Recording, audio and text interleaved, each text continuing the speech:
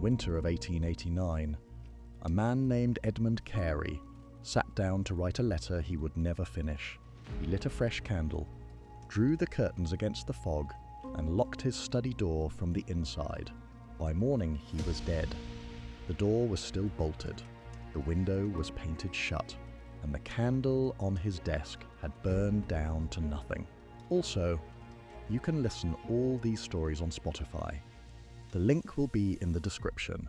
That last detail is the one no one could explain, because the housekeeper swore she had lit that candle herself, only minutes before she heard the bolt slide, a candle that should have lasted the whole night, gone by dawn, and a man dead in a room no living soul could have entered.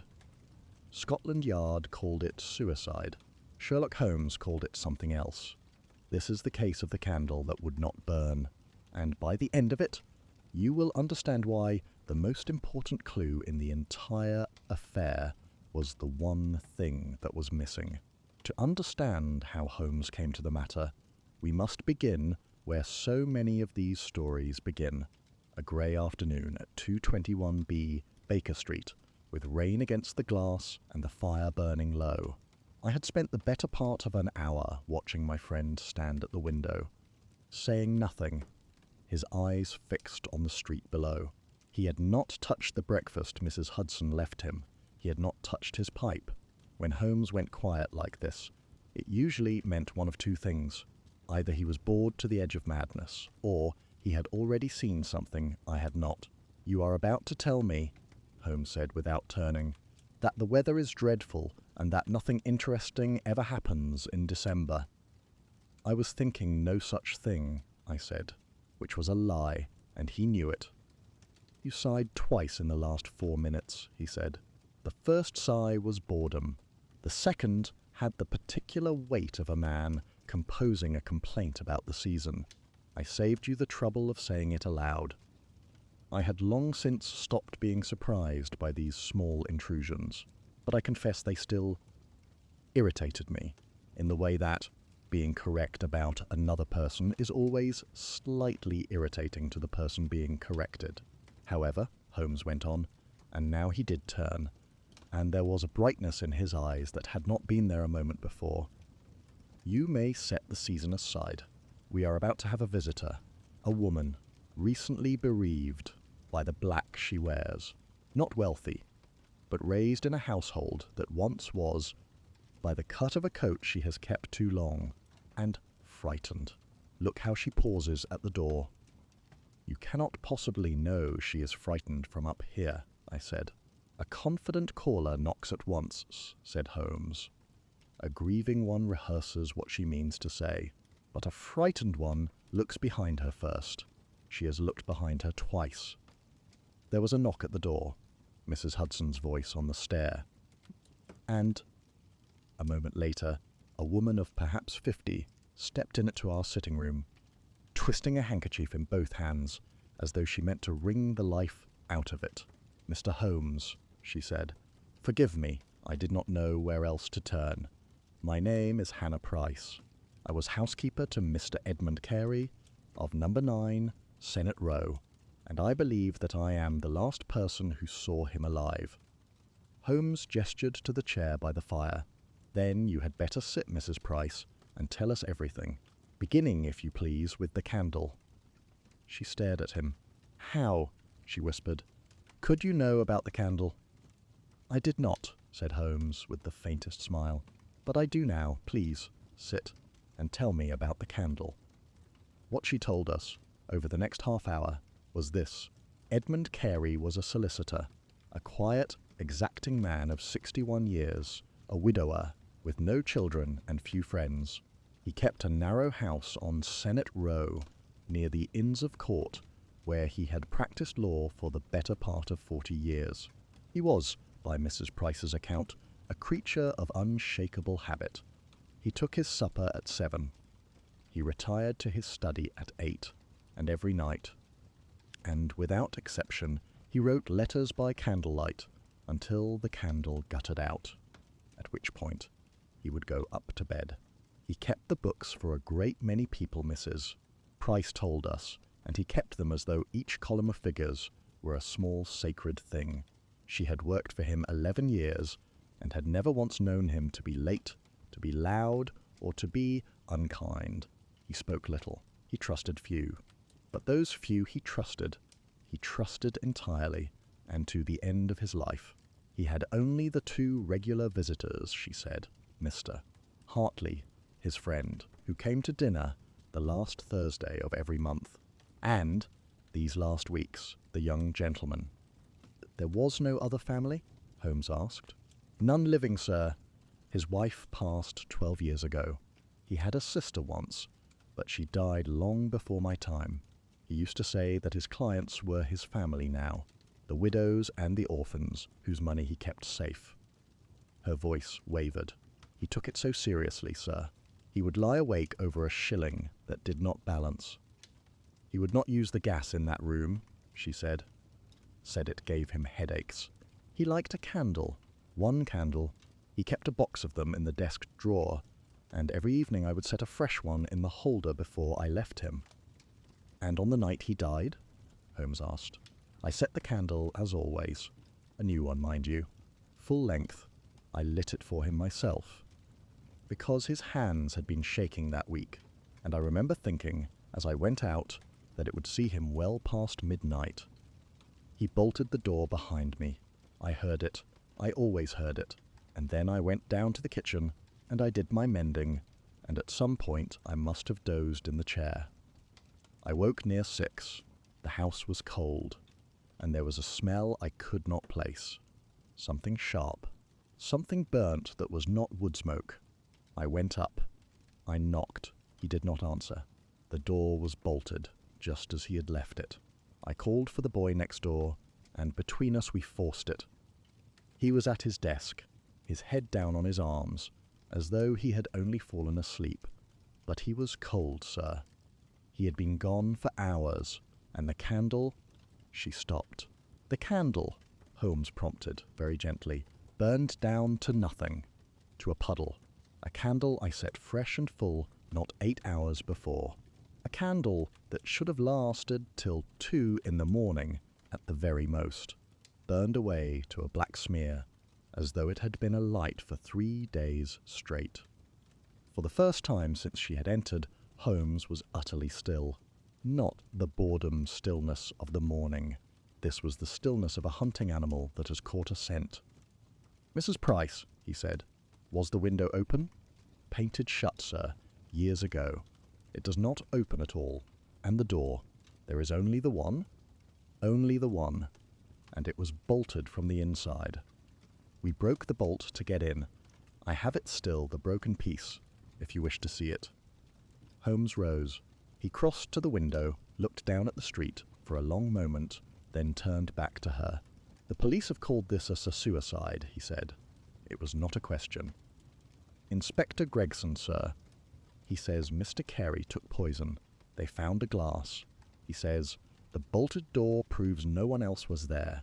He says, her voice broke. He says a man who locks himself in to die is plainly a man who wished to die, and that the candle is nothing. A trick of my memory. An old woman's fancy. You are not an old woman's fancy, Mrs. Price, said Holmes. You are at the moment the only person in London who has noticed the single most important fact in this entire affair, Watson. Yes, fetch your revolver and your medical bag. We are going to Senate Row. But here is the question that Holmes did not say aloud, and that I would not understand for many days yet. If the candle had burned down to nothing, where had all that burning gone? A candle does not simply vanish. It melts. It pools. It leaves itself behind. And there was something else. Something Holmes had seen in that room before we ever set foot in it. Something he would not tell me until the very end. Keep your eye on the candle. Everything turns on it. Senate Row was a street of tall, thin houses that seemed to lean inward over the road, as though sharing a secret. Number 9 was the thinnest and the darkest of them all. A constable stood at the door, stamping against the cold, and behind him in the hall stood a man I knew well. Inspector Tobias Gregson was, Holmes once told me, the smartest of the Scotland Yarders, which Holmes intended as faint praise indeed. He greeted us with the particular warmth of a man who does not wish to be helped. "Mr. Holmes, I might have guessed the old woman would run to you." He folded his arms. "I will save you the trip. The man poisoned himself. Door bolted from within, window sealed, no marks of violence. We found the glass he drank from. It is as plain a case as I have seen in 20 years. "Then you will not mind if I look," said Holmes pleasantly, already moving past him toward the stairs. The study was exactly as Mrs. Price had described. A small room, perhaps 12 feet square, one window, painted over so many times the glass had gone milky at the edges. One door, now ruined, and in the centre, the heavy desk, with the chair drawn up to it, and the dark stain on the blotter where Edmund Carey had laid his head down and died. This was a thing Holmes always did, and a thing I had learned not to interrupt. He would stand at the threshold of a room and simply look, sometimes for several minutes, before he allowed himself to step inside and disturb it. "Watson," he said at last, "the window. Confirm for me that it does not open." I tried it with all my strength. It was as Mrs. Price had said. The paint had sealed it into a single solid mass with the frame. A child could see it had not been opened in years. "It is sealed, Holmes. Quite sealed." "And the chimney?" "Too narrow for a cat," said Gregson from the door with satisfaction. "We checked. We are not fools, whatever you may think." Holmes crossed to the desk. He bent over the chair where Carey had died, and for a long while he studied the dark stain on the blotter, and the position of the dead man's papers, and the inkwell, and the pen lying where it had fallen. "He was writing when he died," Holmes murmured. "A letter, begun but not finished." "To whom?" Gregson shrugged. "Some business matter. It signifies nothing. The man was settling his affairs before the end. Quite usual in a suicide." "It signifies a great deal," said Holmes. "Look here, Watson." I read what I could. The letter began, "My dear Hartley, I write in some haste, for I have at last understood the meaning of the figures, and I fear that—" and there it stopped. The pen had trailed off the edge of the page, a long thin scratch of ink, as though the writer's hand had suddenly gone slack. "A man composing his own farewell," said Holmes softly, "does not write in haste. He does not write that he fears something, and he most certainly does not break off in the middle of a revelation. This is not the letter of a man choosing death, Gregson. This is the letter of a man interrupted by it." "Interrupted by his own poison taking hold," said Gregson. "He drank, the drug worked faster than he expected, and down went his head. Simple. Watson, you are a medical man. Examine him. Tell me what killed Edmund Carey, and do not let the inspector's certainty trouble your eye." I bent to my work. The body had the waxen stillness of a man many hours dead. There was no froth at the lips, no smell of bitter almonds, none of the convulsive rigidity I should have expected from the common poisons a suicide reaches for. The face was peaceful. The skin had a faint, high colour, almost healthful, which sat strangely on a corpse. "Gregson," I said slowly, "what poison did your surgeon name?" He could not say precisely. Something swift. The glass on the desk had a residue. Holmes raised the glass and smelled it. "Brandy," he said. "Only brandy. A man's nightcap. There is no poison here, Gregson. Your surgeon found a residue because all glasses have a residue. He found what he had already decided to find." He set the glass down with great care. "Watson, the colour of the face, the peaceful aspect, the absence of any common poison. What does a physician make of a man who simply stops, with the blood still bright in his cheeks?" "Suffocation," I said. "Or something in the air," he breathed. "But the room is sealed, Holmes. The air is the same air we are breathing now. "Is it?" said Holmes. It was not a question, and he said no more. But Holmes was no longer listening. He had found the candle. He crouched until his eyes were level with the desktop, and he studied that pool of wax for a long, long time. "Mrs. Price," he called down the stairs, "how tall was the candle you set that night?" Her voice came up faintly. "A full one, sir. 8 inches if it was an inch." 8 inches, Holmes repeated. An 8-inch tallow candle, freshly lit at perhaps 8:15 in the evening. "Watson, you have read more of my little monographs than any man living. How long should such a candle burn?" 5 hours, I said. 6 perhaps in still air, certainly no more. So by 2 in the morning, at the latest, it should have guttered and died, leaving a respectable stub, a finger of wax, something. He gestured at the black pool, and yet by 6 o'clock, 4 hours after it should have failed, we find no stub at all. We find it burned away entirely. Burned, in fact, as though it had been alight for the better part of 3 days. "The woman is mistaken about the hour," said Gregson, "or about the candle. It is a candle, Mr. Holmes. It is not a clue. On the contrary, Inspector, it is the only clue. Everything in this room can be explained by suicide except this one impossible thing. A candle cannot burn for 3 days in a single night, and so either Mrs. Price is lying, which I do not for one moment believe, or this candle is not what it appears to be, and if the candle is not what it appears to be, then I would suggest to you that nothing in this room is." Holmes opened the desk drawer where Mrs. Price had said the candles were kept. Inside lay a box, and within the box a neat row of white candles. He took one out and turned it in the grey light. "Tallow," he said, "quite ordinary, bought from any chandler in London." He held it to his nose, then paused. He held it there a moment longer. "Holmes," I said, "what is it?" "Nothing yet," he said. "A thought I am not ready to share, because I cannot yet prove it. Come, I have seen what I needed to see here. I want to know about the letter. I want to know who Hartley is.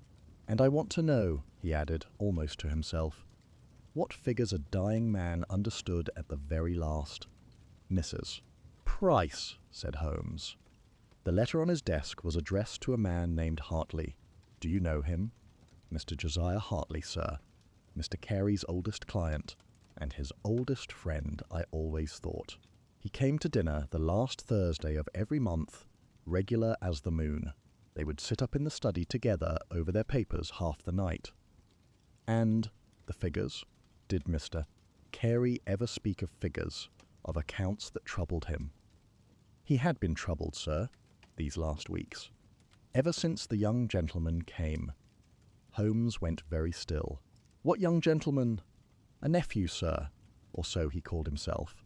A Mr. Stephen Vale, said he was the son of Mr. Carey's late sister. He came one evening about a month ago, and after that Mr. Carey was never quite himself again." "A nephew," Holmes repeated, "appearing from nowhere, 1 month before a death that the world is content to call suicide." He turned to me, and there was something hard and bright in his eyes. "Watson, we have a great deal of work to do, but before we do any of it, I must ask you to forget, entirely, everything Inspector Gregson has told you. The man was murdered.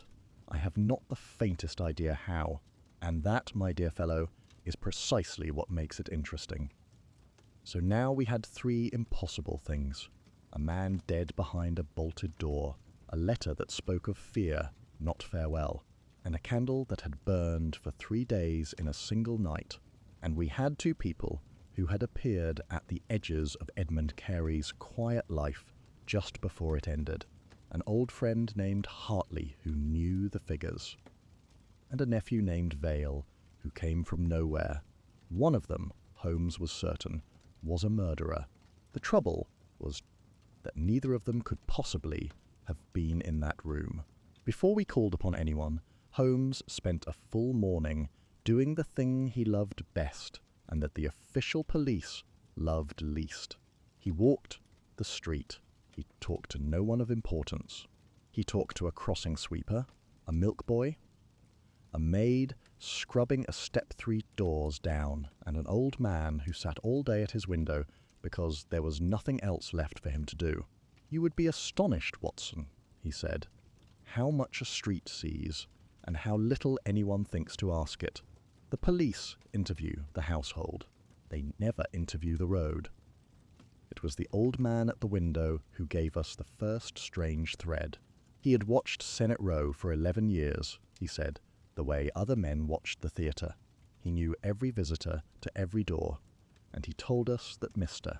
Carey, the quiet solicitor at number 9, had 2 visitors in his last weeks who were not his usual. A young gentleman, the old man said, sharp-dressed, who came of an evening and left looking pleased with himself, and the old gentleman, the heavy one, who came more often these last weeks than he ever used to come once a month, regular. But this last month he came 3 times, and the last time, the old man paused, his roomy eyes narrowing. The last time he came in the afternoon, when Mr. Carey was at his chambers and not at home, let himself in with the housekeeper, stayed a quarter hour, and left. I thought it queer. A man calling on a friend who is not there. "You are certain of this?" Holmes asked. "The heavy old gentleman in the house when Mr. Carey was out?" "Certain as I am of my own name, sir. I have nothing to do all day but be certain of such things." We learned more from Mrs. Price, whom we found at number 9 putting dust sheets over the furniture, her eyes red. "Yes," she said. Mr. Hartley had called one afternoon when the master was out. He had said he wished to leave a gift, a surprise, a box of the good candles he knew Edmund favoured, since he had been passing the chandler anyway. She had thought it the kindest thing. She had let him into the study herself, and he had set the box in the desk drawer with his own hands and told her not to mention it, for he wished it to be a small surprise. "Oh," she said softly, and the dust sheet slipped from her fingers. "Oh, Mr. Holmes." He put the candles in the drawer himself, and I took one from that very drawer the night the master died. I lit it for him with my own hand. "You could not have known," said Holmes gently. "No one was meant to know. That was the whole of the design." He laid a hand briefly on her shoulder, a rare gesture for him. "You have done nothing, Mrs. Price. But be kind to a man who deserved your kindness, and that is no crime in any court I respect. Now, I must ask you to say nothing of this to anyone. Not yet. The man who did this believes himself entirely safe. I should like him to go on believing it a little while longer." Out on the pavement I could contain myself no longer. Hartley placed the candles. The old man saw him. Mrs. Price let him in. "Holmes, that is your proof, surely." "It is suggestion, Watson, not proof. A gift of candles from an old friend. A jury would weep at it, not convict on it. He has been clever, our murderer. Every single thing he did is, on its own, the most natural act in the world. A friend collects candles, a friend visits, a friend grieves. It is only when you lay them side by side and add to them a residue that fire could not destroy that the picture becomes a noose." He quickened his pace. "And that residue is what I must have. Until I have wrung the truth from that black pool of wax, we have a beautiful story and not one fact to hang it on. Come to Hartley. And mind, Watson, that you treat him as gently as I shall. A frightened murderer destroys his evidence. A comfortable one leaves it lying about." We called first upon Josiah Hartley at his home in Bloomsbury. The following morning he received us in a study far grander than the dead man's, all leather and firelight, and the smell of good tobacco. He was, I thought at once, a man truly stricken. His eyes were red. His hand, when he took mine, was unsteady. "Edmund," he said, lowering himself back into the chair. 40 years I knew him. 40 years. And they tell me he took his own life. I do not believe it, gentlemen. I will never believe it. Why not, Mr. Hartley? Holmes asked.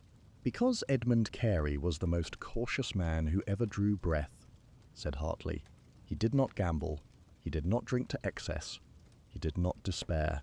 He measured his life out in careful columns, debits and credits. And a man who lives so does not throw the whole ledger in the fire.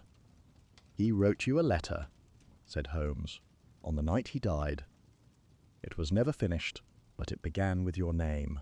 It said he had understood the meaning of the figures and that he was afraid. What figures, Mr. Hartley?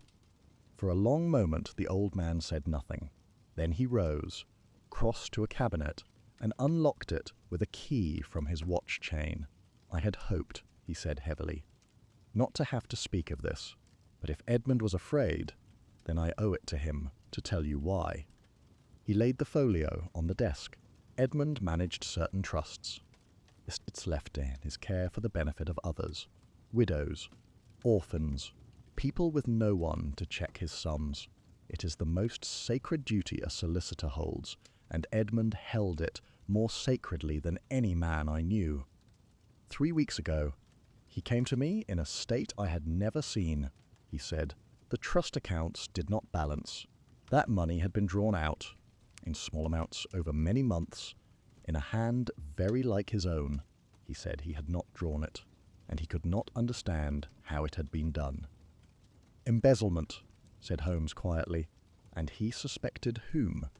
He would not say at first, but the last time I saw him, a week before he died, he told me he had found something. A thread, he called it, a single thread that, when pulled, would unravel the whole cloth, and he said a name. The name, said Holmes, was Vale. You know of him, the nephew, the one who appeared a month before the death. Edmund had no nephew, said Hartley, flatly. His sister died childless in 1871. I was at the funeral. Whoever this Stephen Vale is, he is no kin of Edmund Carey's. And Edmund knew it. That, I think, was the thread he meant to pull. Tell me, Mr. Hartley, said Holmes, his voice mild as milk. These trust accounts that did not balance. You say the money was drawn out over many months. How many months, would you guess? Edmund spoke of years, not months.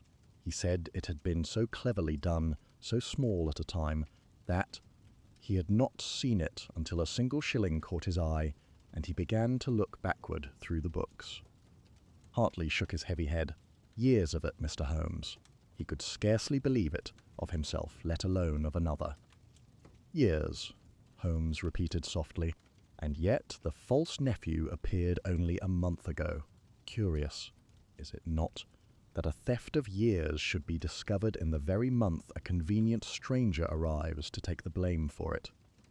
I had not thought of it so, said Hartley, but you detectives see patterns where the rest of us see only sorrow. Is it important? Everything is important until it is proven otherwise, said Holmes. One last question, and then we shall trouble you no more.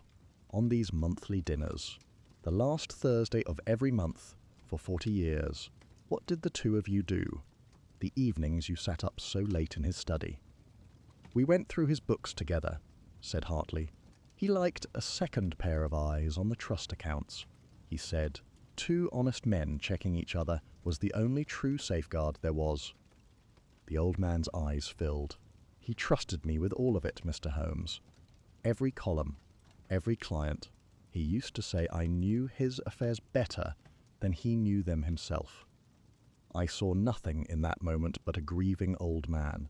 Holmes, I would later learn, saw a confession.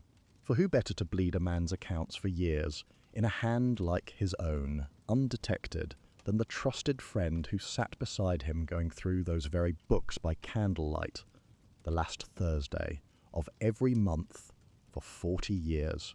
A false nephew, I said, struggling to keep pace, embezzling the trust funds, forging Carey's own hand. And when Carey discovered him, he killed him to keep him quiet. That is the story Gregson would love, said Holmes. Tidy, motivated, and quite impossible because our false nephew, whoever he is, could no more pass through a bolted door than you or I. Unless, he said. The door is not the question at all. Tell me, Watson, we have been asking how a murderer got into a locked room. But what if no one got in? What if the room was never the trap, but the alibi? I do not follow. Neither do I, entirely. Not yet. Holmes's eyes were distant. But I keep returning to the candle. A candle that burned too long. Or, he stopped. Something moved behind his eyes. Or a candle that was lit too early. Holmes, Come, he said, already walking. We must find Mr. Stephen Vale. And I suspect we shall find him a good deal harder to lay hands on than an honest man would be. But Holmes did not go directly to find Vale.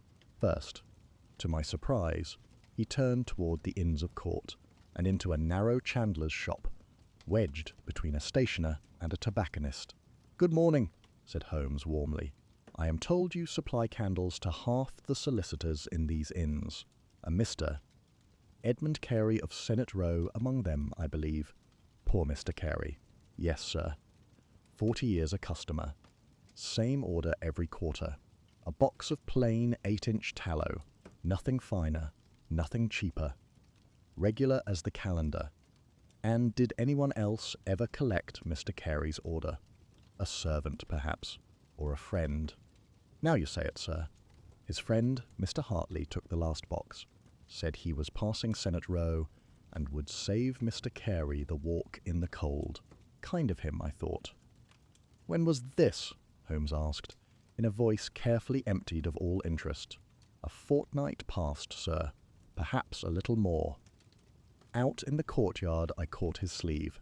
Hartley collected the candles. "Holmes, that is something." "It is a small thing," said Holmes.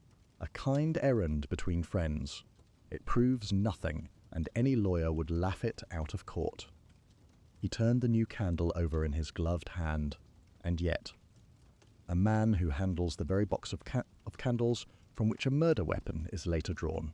File it away, Watson. We may want it." I confess I thought little of it at the time. A friend collecting a box of candles seemed the most innocent thing in the world. That, of course, was precisely the point. Finding where Vale had lodged took Holmes the better part of the afternoon, and a number of coins pressed into a number of palms. The trail led to a boarding house in Lambeth, where a young man answering Vale's description had taken a room 6 weeks before, and had vacated it, the landlady told us, the very morning after Edmund Carey died. "Left in a hurry," she said. "Paid what he owed and went before light. Didn't even take all his things." Holmes was already at the fireplace, crouching, sifting the cold ashes with a pencil.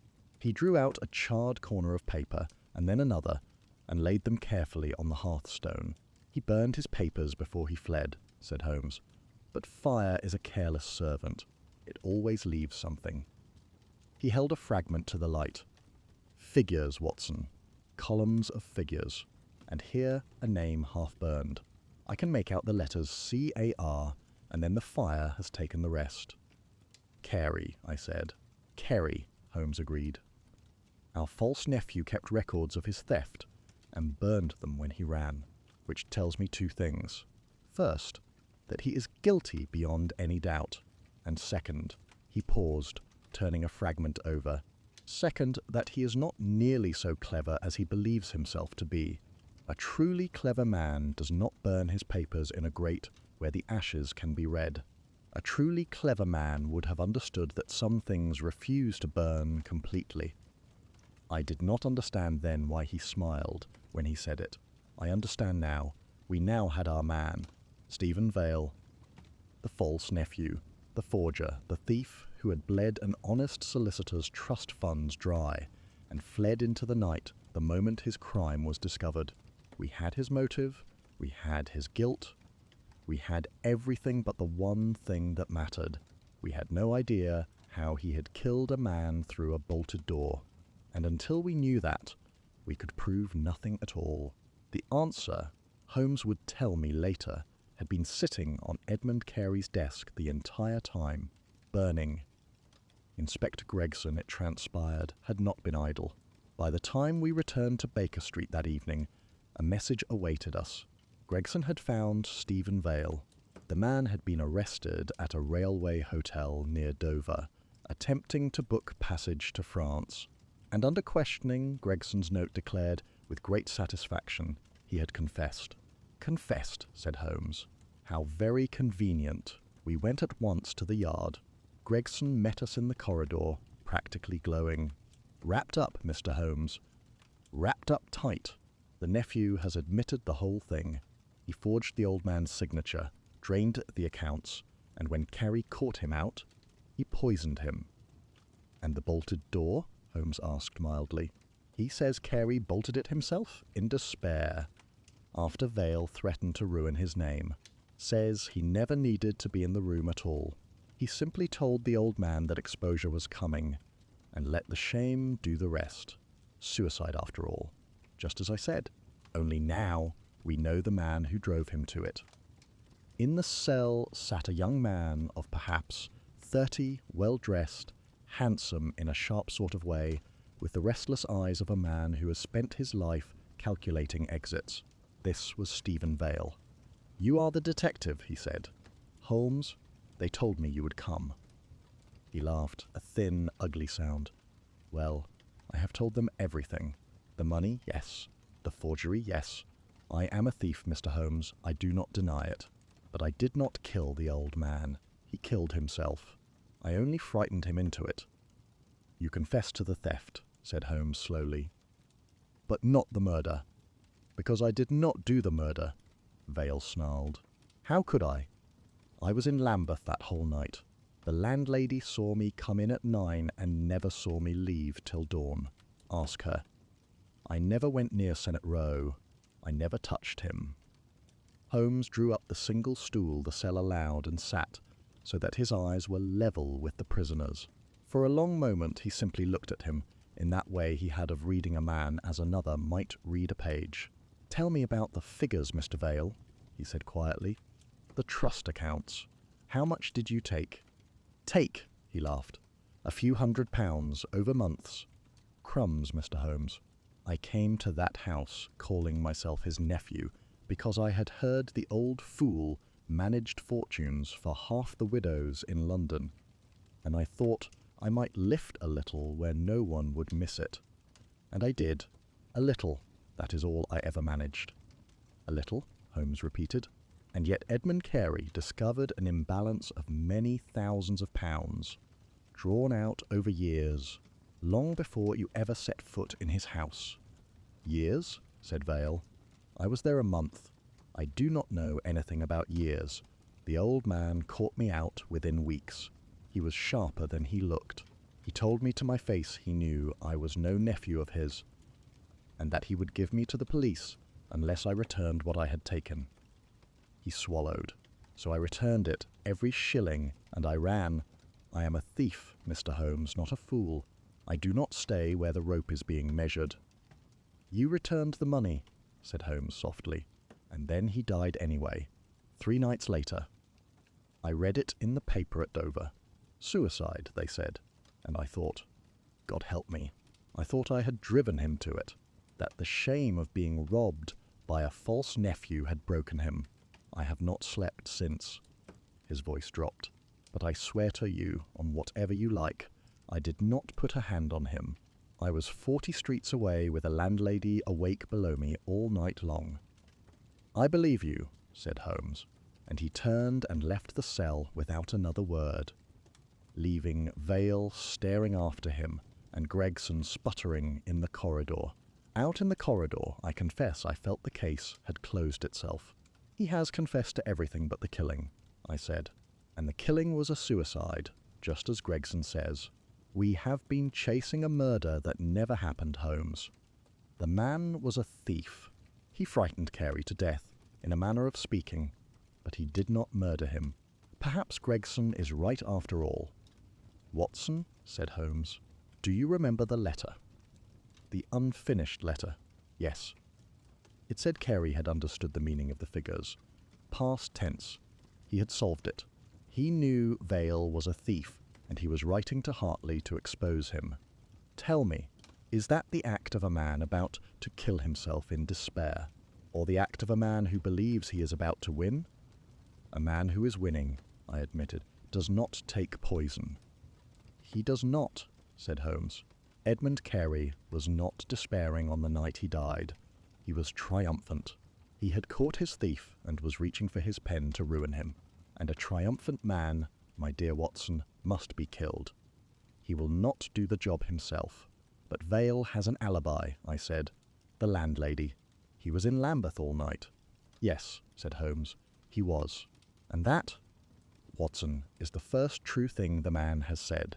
He was in Lambeth all night, which means that if Edmund Carey was murdered, and I am certain that he was, then Stephen Vale did not do it. He let that settle. Our thief is not our killer. There is a second hand in this, a cleverer hand, and it has very nearly succeeded in hanging the wrong man for the right reason. So everything we believed was wrong. The obvious thief was not the killer. The confession solved nothing, and somewhere in London, the real murderer was watching with satisfaction as Scotland Yard prepared to hang a guilty man for an innocent crime. Holmes had been wrong about who, but he had never been wrong about the candle, and the candle, he told me that night, was about to tell us everything. That night, Holmes did not sleep. I woke twice and saw the light still burning under his door and heard the small clink of glass on glass, the sounds of my friend at his chemistry.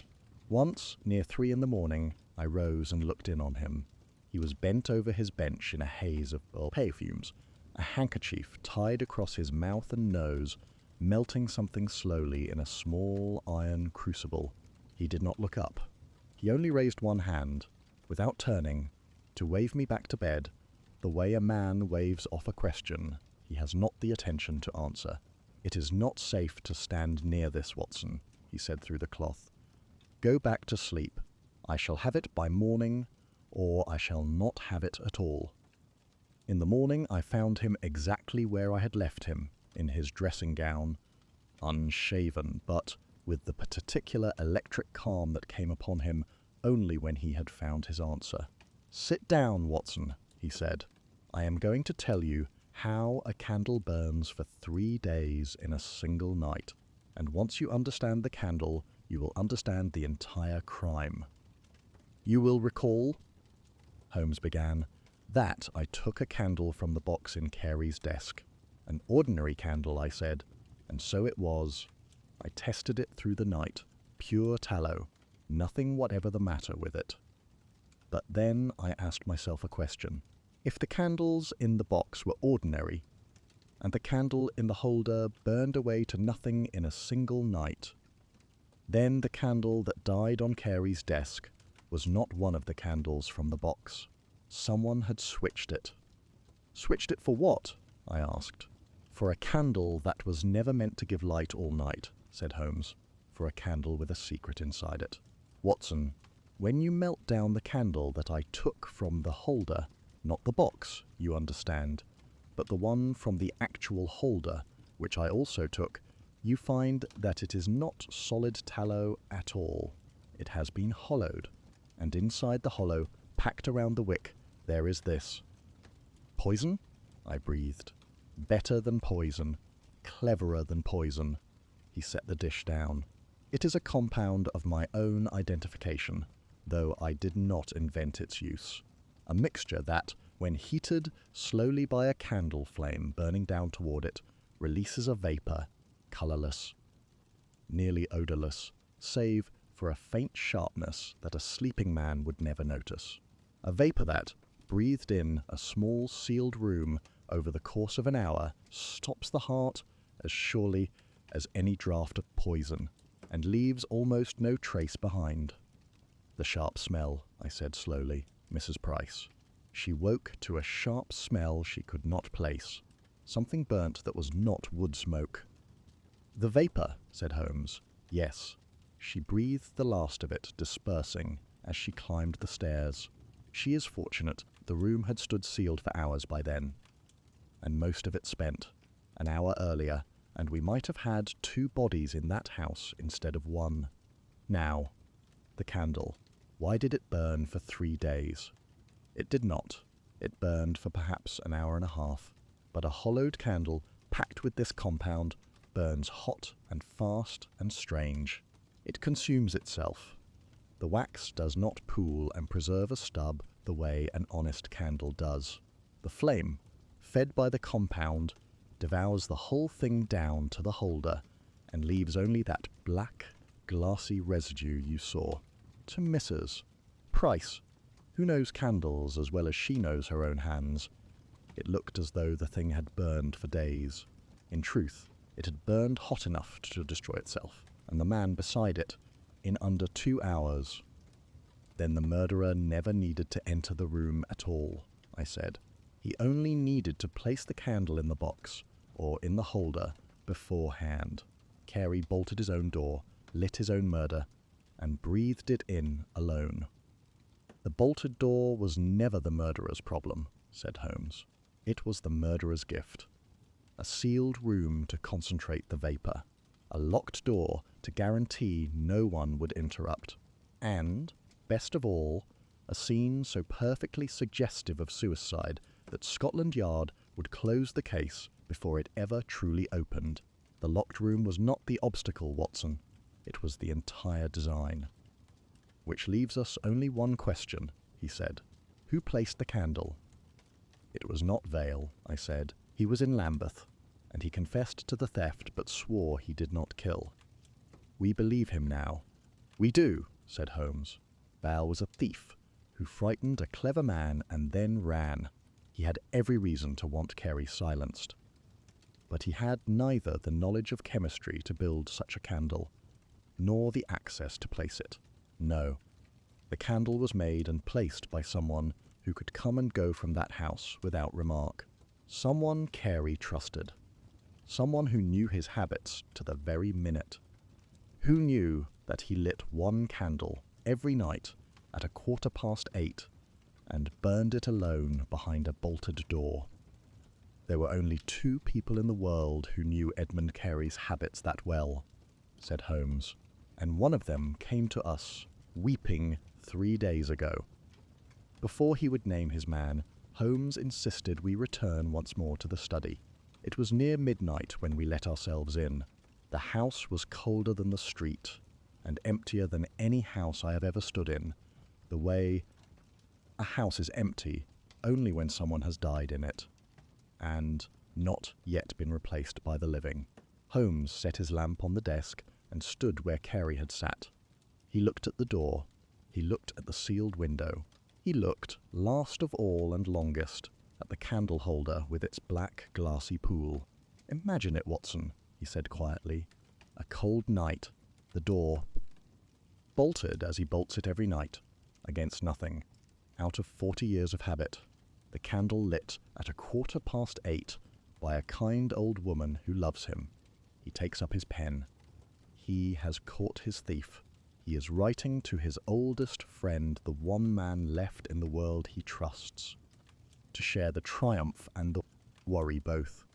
Holmes laid his own hand flat on the blotter where the stain was, and all the while, beside his right hand, the candle burns down, not toward darkness, toward the thing waiting inside it. He does not know. He feels, perhaps, a little drowsy. The room grows warm and close. He thinks it is only the late hour. He writes your name, Hartley, and his hand goes slack. He died trusting the very man who killed him, said Holmes.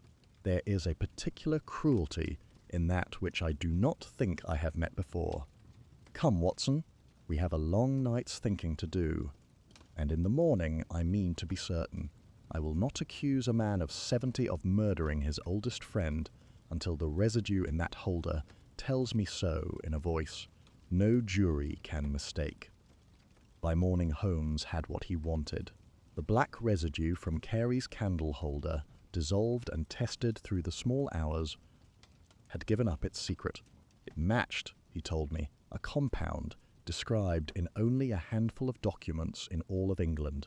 Old documents, the kind kept in the archives of medieval estates and read by the lawyers who managed them. "There is one such estate still managed in London by the old method," said Holmes. "One lawyer who has spent his career among those papers. One man with the knowledge to build this candle, the access to place it in the box, and the motive to need Edmund Carey dead before that unfinished letter could ever be finished.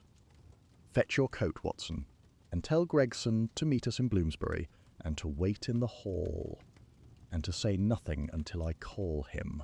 We are going to give a grieving friend the chance to grieve a little more sincerely." We returned to Bloomsbury that same afternoon. The snow had begun, soft and silent, settling on the railings and the steps. Josiah Hartley received us once more in his firelit study, and once more he wore the face of a grieving friend. "Mr. Holmes, have you found the wretch who drove poor Edmund to his death?" "I have found the man who murdered him," said Holmes. "Yes. Let me tell you a story, Mr. Hartley."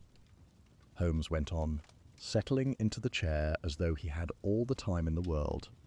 "It is the story of two old friends, both solicitors, both entrusted with the savings of widows and orphans.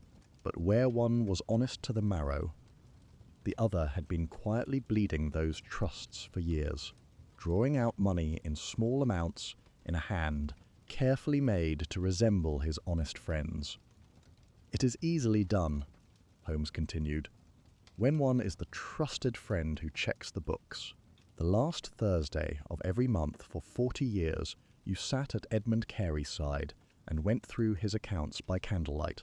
He believed you were his safeguard. In truth, you were the one hand in all the world he would never think to watch. A shilling here, a few pounds there, spread across 100 clients and 100 months until it amounted to a fortune, and not one penny of it traceable to you, for it was drawn in his own hand, by his own pen, under his own honest name. For years it held," said Holmes, "and then two things went wrong at once. A petty thief named Vale arrived, calling himself a nephew, and began lifting crumbs from the same accounts. And the noise of his clumsy thieving made Edmund Carey look closely at his own books for the first time in years. He caught Vale within weeks. Vale returned what little he had taken and fled, and there it might have ended, with a guilty stranger gone, and an honest man none the wiser about the far greater theft beneath. But Edmund Carey was, as you yourself told me, the most careful man who ever drew breath. Having once begun to look backward through his books, he did not stop at Vale. He kept looking, and he found, beneath the small recent crumbs, the great old wound, years of bleeding, a hand like his own that was not quite his own, and slowly, terribly, he understood. There was only one person who could have done it. Only one hand that had been trusted with those books every month for 40 years. "And so," said Holmes, very softly, "Edmund Carey took up his pen. He was triumphant, and he was heartbroken in the same breath, for the thread he had pulled led not to a stranger, but to the one friend he had left, and being the man he was, he could not simply expose you. He had to understand it first. He had to be sure. And perhaps, I think, he wanted to give you the chance to explain. So he began to write, not to the police, to you, my dear Hartley. I have at last understood the meaning of the figures, and I fear that—" "He thought he was warning you," said Holmes. "In truth, he was confessing to his own murderer that he had found the thread that, pulled, would unravel not Vale, but you. And so, the candle you had placed in his box days before, waiting, the candle you collected with your own hands from the chandler in the Inns of Court, was lit at last by a kind old woman who suspected nothing, and Edmund Carey wrote your name, and felt his hand go slack, and trailed his pen off the edge of the page, and died believing his friend would avenge him. For a long moment the old man did not move. The snow ticked against the window.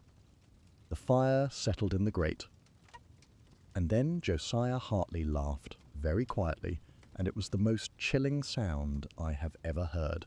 "A pretty story," he said, "and every word of it conjecture. You have a thief who confessed. You have a bolted door. You have a coroner who has already written suicide in his book. What you do not have, Mr. Holmes, is one shred of proof that I was ever within a mile of that candle." He spread his hands. "I collected a box of candles for a friend, as friends do. I checked his books for 40 years, as friends do. I grieve him now, as friends do. There is your whole case. A grieving old man and your imagination. No jury in England would hold me an hour." "You are very nearly right," said Holmes. "It is almost all conjecture. You made one error, Mr. Hartley. The same error your small thief, Vale, made. You believed that fire destroys everything, but some things refuse to burn completely. The residue of your candle," said Holmes, "which I have analyzed through 2 long nights, which contains a compound described in fewer than a dozen documents in all of England. Old documents, Mr. Hartley, the kind kept in the archives of the medieval estates that you, alone among the solicitors of London, still managed by the old method. A compound so rare, and your access to its formula so singular, that its presence in your dead friend's candle holder is not conjecture at all. It is a signature, your signature, and it will be quite enough for any jury in England. Inspector Gregson has been listening from the hall this past quarter hour," said Holmes, rising. "I believe he will want to revise his report." As they led him out, Hartley paused at the door. He looked back, not at Holmes, but at me. 40 years, he said, to no one, and he never once suspected me. Right up to the end, he was writing to ask my help. And then the cold thing in his face broke, just slightly, and I saw something that might have been grief, or might only have been the knowledge of a man who has lost everything. That, Doctor, is the part I shall think of in my cell, not the hanging, the letter. Later, by our own fire, I asked Holmes when he had first known. "The candle, of course," he said. "From the very first hour, Mrs. Price told us a candle had burned for 3 days in a single night, and the world told her she was a foolish old woman. But she was the only person in the affair who had reported a fact that could not be explained away. And a fact that cannot be explained, Watson, is worth more than 100 confessions that can." "But Hartley," I said, "his grief seemed so real. Even now I can scarcely believe it." "His grief was real," said Holmes. "That is the terrible thing. He had murdered the only friend he had, to save himself from a noose, and he grieved him sincerely. Men are not sons, Watson, however much Edmund Carey wished them to be. They do not balance." "2 clues," I said. "You always say there are clues a careful man might catch. What were they in this?" "The first was the letter. A man writing his own farewell does not write in haste, and does not write that he is afraid, and does not stop in the middle of a revelation. That trailing line of ink told us, in the very first room, that Carey did not choose to die." He was interrupted. "Anyone might have seen it. Gregson held that letter in his own hand, and saw nothing." "And the second?" "The smell," said Holmes. "Mrs. Price woke to a sharp, burnt smell that was not wood smoke, on a night when the only thing burning in that sealed room was a single candle. Tallow does not smell sharp." A careful listener hearing that ought to have asked what else was burning. The answer was in the room the whole time. It was the candle. It was always the candle. "The candle that would not burn," I said. "No," said Holmes, watching the flame. "The candle that burned too well. The one thing in that room that was missing when it should have been there was the whole of the answer. Remember that, Watson. The next time the world tells you that the strange detail is nothing, the strange detail is always everything. It is the only thing that ever is. So that was the case of the candle that would not burn. A man killed by his own nightly ritual, a murderer who grieved his victim, and a single impossible detail dismissed by everyone but a frightened housekeeper, and the one man in London who knew that the impossible detail is always the door. If you caught the trailing ink, or the sharp smell on the stairs, before Holmes laid it bare, then you have the makings of a fine detective yourself. And if you did not, go back and watch the study scene again. It was all there. It always is. There are more of these waiting for you.